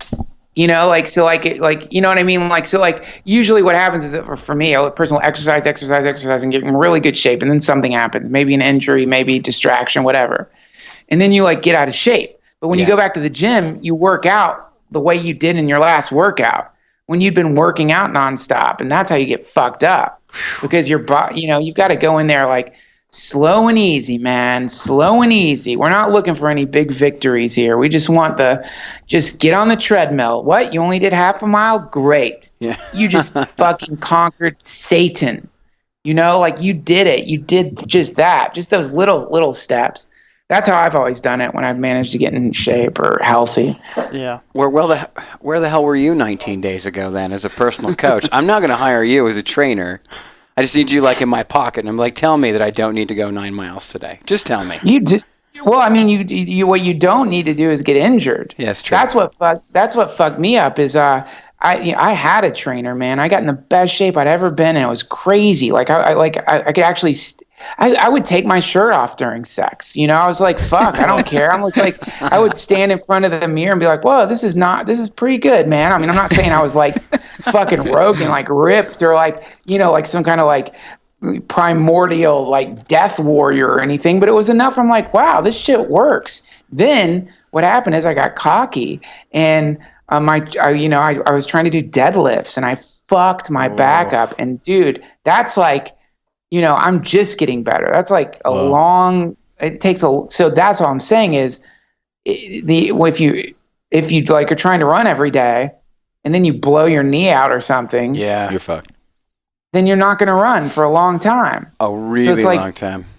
Better to go nice and slow and listen to your body and then do it. You know what I mean? And then your body will tell you what to do. Baby, your body will tell you what to do. So you hear that, Mason? You're gonna go ride a bike, and I'm gonna slow the hell down right now. That's what I'm gonna do. Also use VR because they have like this. They have like exercise and workout and boxing and stuff. So. In VR? Yeah. Do you play any VR games? Yeah, boxing. Yeah. Yeah, boxing and even the archery game is a workout. Yeah, true. That's cool. That archery game is an ass kicker. Archery game's awesome. Yeah. See, and I was a big fan of the Kinect for a while. Like I played with a lot of the Kinect. Yeah, it's not the same. No, all right. I'm like a poor man's version. Same. Have you played the archery game, Duncan? I played a few. I played that one. It's pretty cool. The one where you can teleport among the towers, or the one that's in the the sample pack for what's it called? What's it called? The one where you like. There's a bunch of different existing. It's not the Steam. lab. Valve. The lab. Yeah. The lab. Well, yeah. There's another one called Longbow or something. I can't remember the name of it. I got into that. It's really cool. And you could sort of teleport from like different spots and like holy shit, we got to get that. A variety of weird fantasy creatures would like come attacking your castle and you'd shoot them and you could play it with a bunch of different people. Oh shit, that'd be cool to get a couple of us up there. It was really cool, and I'm sure by now it's gotten even way better because it's been in development for months. We have like a VR space upstairs. It's like 50 feet by 30 feet. It's huge, wow. Man. Yeah, it's awesome. Cool. Yeah, and we have the towers and everything set up, and we have a really good space for it, but we just don't get up there as much as we should. We played hard for a week. Yeah, it fell away. Well, that's what's weird about VR, isn't it? That's like the kind of like sad thing about VR. I'm like, I think it's going to be different, but I wonder how different that is from a lot of people who only use it in the beginning and then it kind of fades away, I guess, because it's like, I don't know what it is, man. But I love it, man. I hope that things like progress with it. But hey, you guys, man, I'm sorry. How long have we been talking? It's been like an hour and a half, right? Yeah, it's good. It's been cool, man. I got to run, man. I got to go running. No problem, man. Thanks for coming on. You're so Thanks for having me. Yeah, you're so easy to get a hold of too. It's easy. So thank you. Yeah. Yeah, this wasn't a struggle at all. No, I'm a little disorganized, man. I'm sorry about that. It's something I'm working on. Sorry. What ends up happening is I seem like an aloof cunt, and the reality of it is I just procrastinate. Not a problem. Responding to emails, and it sucks. I'm working on it. No, man. Thank you for coming on. You've been really cool. Yeah, My I pleasure. appreciate it, Duncan. Great This has chatting been with awesome. y'all. No one said anything, but I'm like a huge fan. I've seen every Rogan podcast, and I've listened to your podcast quite a bit, so it was pretty cool to chat with you. Thanks. I appreciate that, man. Well, Yeah, for are you all going to be at the Float conference? For sure. Yep. Okay, so I'll see you guys there. I'm bringing this Pandora Star, so maybe we can I'll blast you with light therapy. Boom. Sounds good, man. Okay. Hare Krishna. See y'all later. Bye. See you later. All right, later, Duncan. That was cool. Super excited. Yeah. That was bucket list. Yeah, that was awesome. It was cool seeing you and Duncan connect too. Like you guys had a lot of stuff that I didn't have anything. I was like, I'm a huge fan of Duncan. So. I don't know. I was happy to see that. It was cool. Yeah. Sorry. No, don't be sorry. No. I was enjoying watching I was just you going to guys say, go. normally, Shane, you and I talk a lot. Like when we have guests on. And Mason, you've got a habit. You get a little quiet. I mean, you've got some amazing funny points, and your delivery is on point. This was awesome to see. Yeah, I liked it a lot. Yeah. And I don't like chiming in when I don't know the subject, so I was just enjoying it. It was cool. You should, though. No, I should not. You should. No, Yeah. no. If I'm in funny. it, if I'm in it, I'm in it. But like, you guys are talking about the games and stuff. I was like, that's awesome. Yeah. Like, I don't know nothing about those I games. knew he was a huge gamer. Dude, I made an Uno joke, man. I felt stupid, okay? Oh, dude, I fucking from here to eternity, dead silence, and I just tried. Oh, it was so funny, though. I just felt. What did I do? What the fuck is that? Who wants to talk about this? Yeah. But it was perfect timing because all three of us just stopped for a moment. I know you motherfuckers. Someone just go. And nobody could see it, but Will and I were just staring at Shane like we were sinking on the Titanic and he had the last boat. I was debating ending it. And I was like, well, this is my out right now. See you later, guys. Just hear his headphones. Well, there's my run. Yeah, no, that was huge for me. He's like one of my favorite comedians, so I was oh shit, I'm nervous.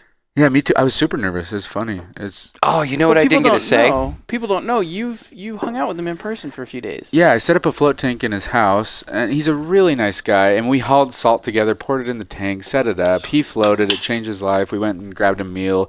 He had his new Mercedes that he was talking about. Yeah. And he was explaining why he had a Mercedes to me, and I was like, "This is weird. Like, you can have a Mercedes, man. It's cool." But now I understand more why. But he's a good dude. Yeah. But I was nervous to interview him. I haven't talked to him in a long time. I connect with you on that Mercedes story because I've heard him talk about it on a podcast.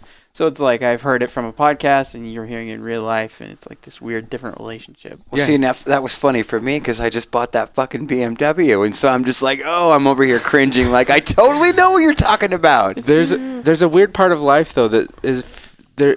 Even if we don't want to acknowledge it, there's a certain part of a vehicle is an accomplishment. Yeah. Oh, yeah. And it might be cheap and it might be egotistic, but it's real. I felt it. Oh, yeah. It's like, Well, and you both witnessed me. Like when I picked it, it was just like, whoa. It was a big deal for you. It was a big deal. Huge deal. Because, I drove, for those people that didn't know, I drove an 81 Chevy.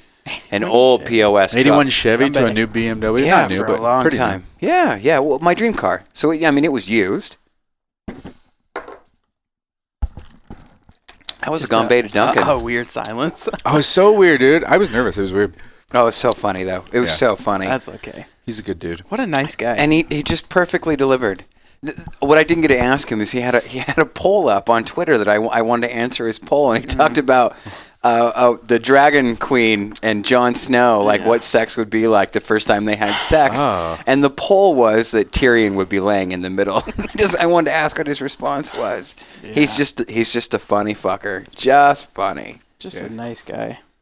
Man, that's like one of those ones where I'm like, all right, tick. Yeah. That was awesome. I love this podcast. Yeah. I've had such a great time doing this with you two. Me too. Come on. I handle this podcast. Really? You really feel that way? No. Fuck, dude. I was like, I thought you liked it. No, I love this podcast. Dude, Mason. Mostly because I'm on it. Sorry. Go ride your fucking bike.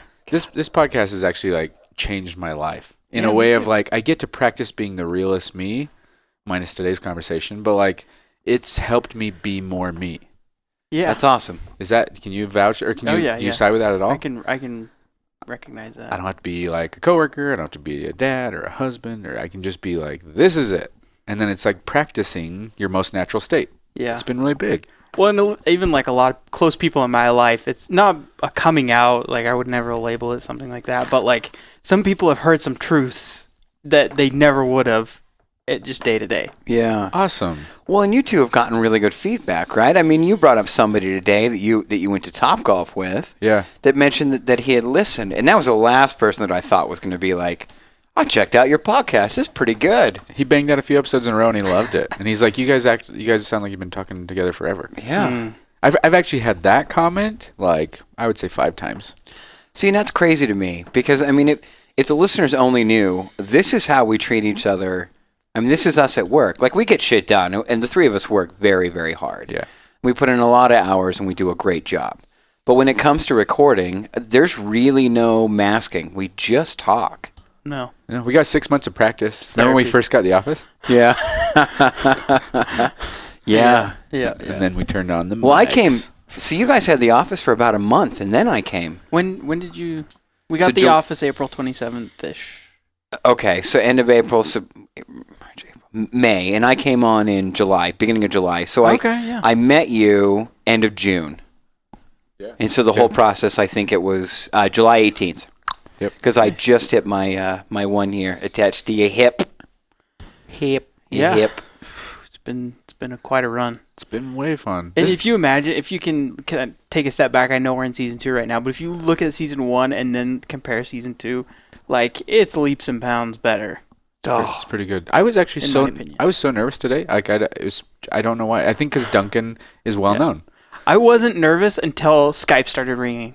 Oh, for real? And I was like, oh shit, what? Isn't it weird that a person can make you feel a certain way because of a construct you made about who they are? Yeah, but he's just a dude. I know, but he's like his art is up there. Yeah. For me. See, and I'm the flip. I was nervous, and I told you, Mason, I was nervous earlier. Yeah. And the moment that Skype rang, I was just like, oh, we got this. It was like all that went away. Crazy, man. That's crazy.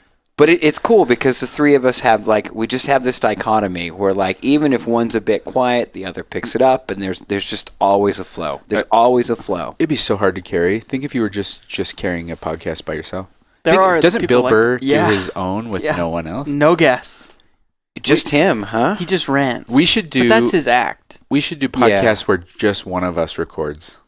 Just try it. Fuck, we should You know do how that. hard that Why would be not? for Just me? turn it on and record for an hour. Part just of my whole Mason. thing is relying on you guys. Wouldn't that be funny, though? No, but you proved to yourself today, though, that you might not have to. I mean, you really, like, if you want to talk about coming out of a shell, like you did today. You were like a kid, Nick. You were fanboying today. Oh, yeah. Well, and connecting. You guys had the same interests. Yeah. That was cool.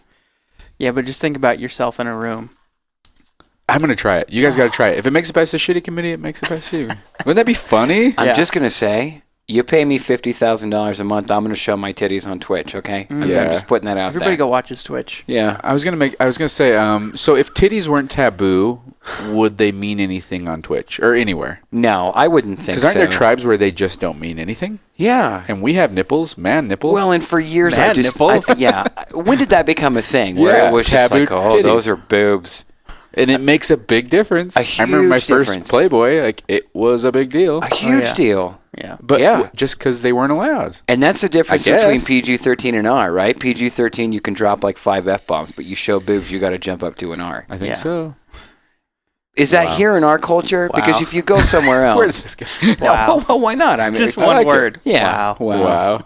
Oh, we're cool on time, man. We're good. Yeah. No, this has been good. I think it's got to be us. I think it's got to be this culture. We're so hypersensitive about it.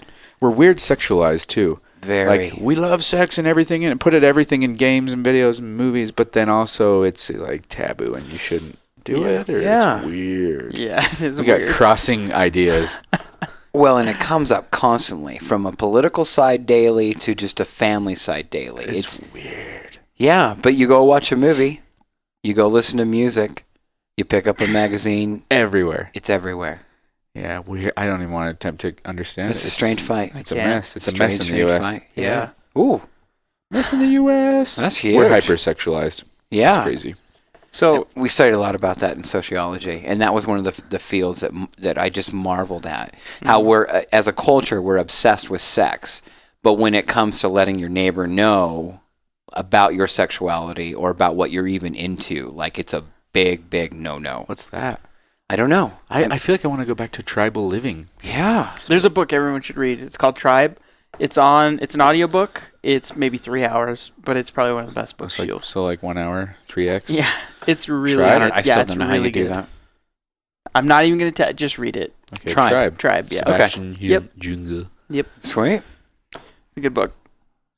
So that was a real bucket list for you. Oh yeah, it's huge. So awesome for you, Mason. Yeah. That was crazy. Duncan's a cool dude. I like him. Yeah. We have to have him back because I want to talk to him about his puppet stand-up routine. It was like a satanic puppet. Well, see, you bring that up too, and I wanted to talk a little bit about because like he plays with Satanism and all that, and some of it's jovial and some of it's real. And he talks about Hare Krishna. Yeah, but I had a good conversation with a really close friend about modern day Satanism. Mm-hmm. So like you've got the traditional view. When you say Satanism, you just think of like a pentagram and people in cloaks, and you're just sacrificing and like the devil and the nighttime and everything. Yeah. But my friend was like, no, that's fucked up. It's like a modern day political movement. Yeah. So like when you think Satanism, it's more of like saying like, look, the church is being very hypocritical, and we're talking about just being open, and you should just do you. Yeah. So I was just like, oh, I never thought about it that way. So wait, they're not about Satan? No, see, and that's what I wanted to dive into, because I mean, I'm not a studier of like satanic, you know what I mean, of like the Church of Satan, or I don't even know if that's what it's called, but I'm not a studier of it, but I hear Duncan talk about it, so it's like, okay, you have more knowledge here, and I'm intrigued. If it's a political movement, I think that's amazing. Because like I'm talk about it a little bit. He says it's like Christianity, but opposite. So it's like indulging and fuck you and all that. And so the idea of an evil person worshipped, is that not a big part of it? I don't know. I don't remember him talking about it that specific. The name for me, like Satan. It means that like we worship the evil. Yeah. But that's not it, is what it sounds like. Yeah. See, and that's the impression that I'm getting, because like an old view, when you hear Satanism, you're like, okay, you worship the devil, and instantly there's a stigma. Yeah, but it's then, come on, man, evil stuff. No one likes evil stuff, but it doesn't sound like it's about that. But I had a fantastic friend who was like, no, like I've listened to a bunch of podcasts that have talked about it and everything else, and it's just like it's like a modern, almost political movement. Yeah, and I was like, wow, that just fascinates me. Then, like, just as a lover of people and culture, it's amazing to me that you can change. You can go from one thing and be something completely different. Yeah, it marvels me. Maybe we should become Satanists. No, fuck. I'm not a huge Jesus fan, so I'm down. Well, I'm not sure he's real. What about the religions where Satan is both Satan and God? I don't believe that Satan's real. Well, okay, but there are a lot of religions that are like that where it's both. Same guy. So it's both. I just don't believe in the guy theory. You know, so much bigger, so much deeper, so much crazier than our little pea brains can understand. Well, and if you think about it, even here on this podcast, we've had so many conversations about all the different realities of what it could be. I mean, it's just like you're almost like taking a dart at a dartboard. That's stuck. That's what I'm doing. The way to me that it's a man, and then you believe it created the universe, and the universe is everything, is going, oh, it's man-made because some dude made a dude. That's his best explanation. Yeah, it's a dude. But let's just say it's something we can understand that created everything, or wants everything to evolve, or why can't it just be random? Yeah. Well, okay, but there's more than random. There's beautiful miracle things. But why can't it just be random? It could. Or I think the odds of random are fine. They're like 50-50. Or give me odds 50-50. If we have science telling us that the universe is so vast. Why can't it be someone from somewhere else that came here and said this would be an awesome place to have a race? Boom, there's a race. I guess it could be. Why couldn't it just be luck that the right chemicals came together because of a big bomb going off? On paper, that sounds the most realistic. I'm not trying to convince you. I'm just saying, like, why not? No, I don't think but I'm just saying, like, if we were to put them all on paper, like a line item, right? Like, you got God in one box, you've got aliens in another, and you've got evolution in another, and then you've got, like, you know what I mean, all these things. That sounds the most plausible to me. Yeah. Let's just say aliens land, and they go, hey, what's up? Then the odds of a God being some human dude, come on. Yeah. It's their God is an alien, I'm sure. And they're like, hey, our God's a human. We've never met a human. Cool. Yeah. By the way, by the time this airs, our store will probably be up, so go get those Skeptic t-shirts. Yeah. Oh, boom. Nice call. The store is up. Yeah. Buy our Gambay shirt, ShaneTrain, Big Willie, But if you Yummy. just finish this conversation, I You have questions. I think we ditched the Big Willie. I think it just says yummy. Yummy's awesome. It just Wow, says, dude, telling him I'm about probably our wearing a shirt discontinued merch. when this airs. that's awesome. Not bad, but- That's awesome. Yeah, How do we wrap this up? What do we say about we Duncan? need to have him back. Fuck, Duncan. Man, I'm stoked. We've been wanting you on for a while. You brought it. I'm just entertained. Are you not entertained? And just we should let him in entertained. a little bit. Before we started recording anything, we made a list of people who we'd want. This was a stretch. And this was the first one that I said. Yeah, Mason was Duncan down. was my first. You were Duncan was number one. So this is Dude. like... It's big. Yeah. Well, because I joke all the time, and probably once a week I say it. I think the three of us need to hang out with Joe. Yeah. I'm surprised I haven't chatted with Joe. We will. We will. Well, we don't know. I Yeah. mean, at the time this airs, I don't know. True. Yeah, that's true. Probably a good chance. And you know when it's fun is that's completely different than most people do podcasts. Like we do a whole season and then we pop this bad boy out. Yeah, true. And a lot of people don't do that. I like that our episodes are kind of evergreen. Like you could listen to our episodes pretty much any time and they'll still have the same amount of impact or meaning. Yeah. We don't. I like that we don't hang too current. And we don't it's just us three. We don't let anyone inside the circle for the podcast, so Yeah. it's good. It's cool. It's just... Yeah. We're on to Ancillary. something. The other day I looked and we had 15 downloads. Yeah. Really? So that means Whoa. like outside of family and parents, we have So like it's 5. tripled. Yeah, it's tripled. Yeah, so wait. We're up to 6 now. You Yeah. guys, that means we have 5 fans each. Oh. So, Duncan, I mean, if you get famous, Yeah, I'm just dude. saying, you're welcome. if you get famous, Yeah. that's awesome. You should have us on his podcast. Maybe Yeah. that's what we do. Yeah, fuck, why not? Let's go to New York. The family hour. Yeah, you can bring your no-brake bike. I would fit in more than you guys would. Yeah, you would. Oh, no, I'll pack my pants. Don't worry. That's cool now, Okay. My right? pants. Oh, fuck. Whatever. Does that mean we're out? Go follow his Yeah. Twitter. Go follow his Twitch. Go listen to his podcast, Duncan Yeah. Trussell's Family Hour. It's amazing. It's hilarious. That was I think that was the first podcast Zen was on, or the first big one. Big one. Pretty close. Yeah, big first one. big one. Yeah. yeah. Duncan Trussell Family Hour. It's cool. So many episodes you can listen to. Yeah. Nice. All right, guys. Okay. I think we're out. It's been fun. Bye. They call me a listener, they say that I should start to explore everything. Oh, I may be a listener and maybe I should. There's joy in the message I bring. ShaneTrain, ShaneTrain. I am free and at ease, I record what I please. ShaneTrain, ShaneTrain, ShaneTrain.